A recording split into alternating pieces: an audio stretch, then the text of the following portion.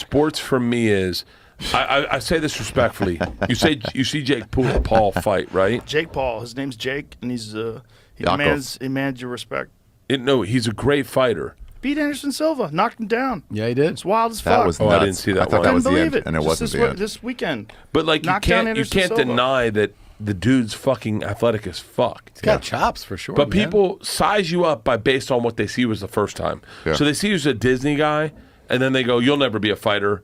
And then you go, okay, I'm also something else. And they say Anderson Silva as the 24-year-old fighter and not the 45-year-old. Yeah, and by the way, we should point something out. Some people are trying to say that fight was fixed because of the knockdown. If you find that there's a video where people are questioning, I just want to explain to people, this is what happened.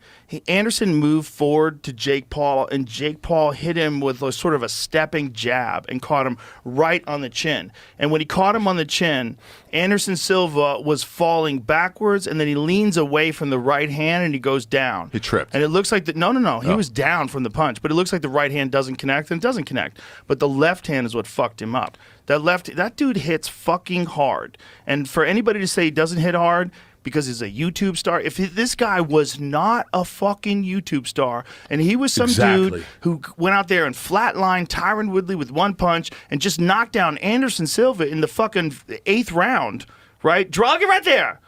Watch that, dude. Come on, son. Yeah. Dropped him.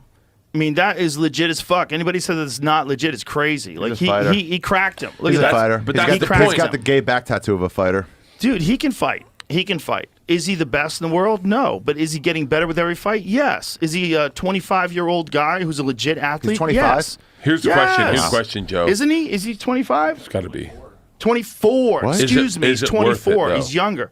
Listen, if this is what he wants to do, this guy is making a fucking insane amount of money. Is he really? And he fucking loves it. And he's beating people that everybody says he shouldn't be in the fucking ring with. But is he? Hang on, because I'm not an internet guy as much as you guys.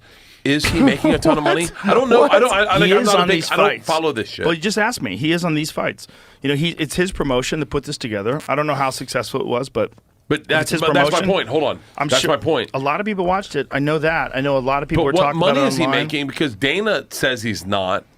I don't know if Dana has access to the amount he's making. I mean, I don't know if it's public. I legitimately don't know. I legitimately don't know.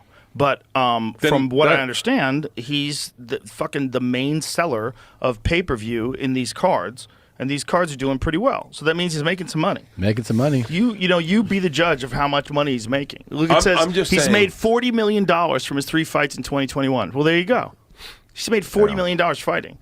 I mean, he's probably making as much, if not more, than any other boxer alive other than maybe, say, Tyson Fury. And then he just adds on his Instagram. Or maybe Canelo Alvarez. Canelo is making probably the most of anybody, Canelo's right? Got a crazy contract. Canelo is the fucking king of the kings, right? Yeah. But he's out for a while now. He had to get like a wrist surgery. He had a fucked up. Did he? Yeah, he had a fucked up wrist, and it might take many months for him to get back. So it's like, other than him, it's like Tyson Fury's the next big dog. If and maybe the biggest of big dogs if he's fighting Usyk, right? He makes more than those guys.